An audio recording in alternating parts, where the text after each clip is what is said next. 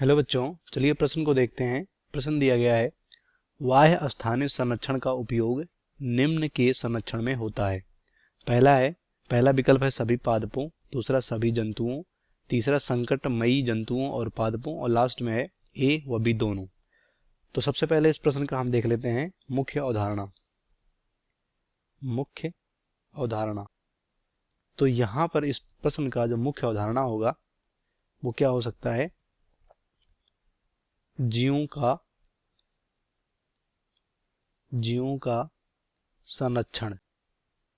जीवों का संरक्षण, या हम बोल सकते हैं जीवों के संरक्षण का विधि।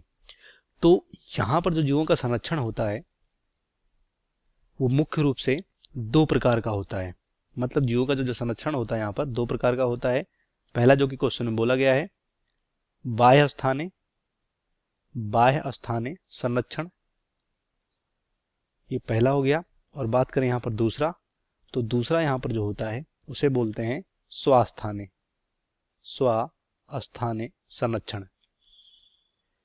तो अगर बात करें बाह्य स्थानीय संरक्षण की, तो यहाँ पर जो किसी भी जीव का जो संरक्षण होता है उसके मूल स्थान से हटाकर उसे कहीं दूसरे स्थान पर शिफ्ट किया जाता है, स्थानांतरित किया जाता है।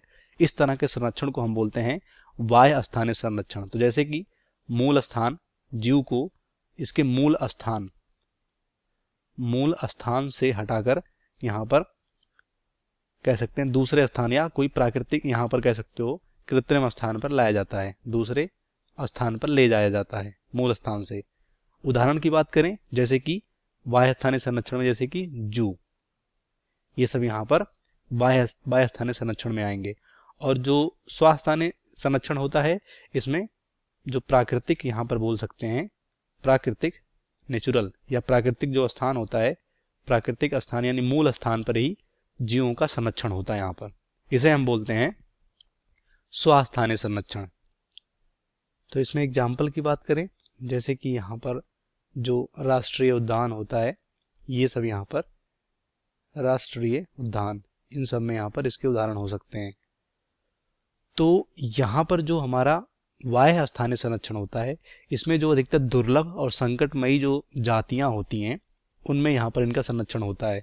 तो यहाँ पर अगर हम यहाँ पर बात करें, जो हमारा यहाँ पर संकटमयी या दुर्लभ, संकटमयी या दुर्लभ इन दुर्लभ जातियों का संरक्षण होता है।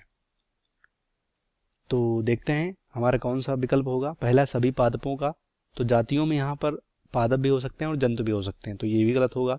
दूसरा है सभी जंतुओं का, ये भी गलत होगा। तीसरा संकटमयी जंतुओं और पादपों का, तो जातियों में दोनों आ जाएंगे, पादप जातियां और जंतु जातियां।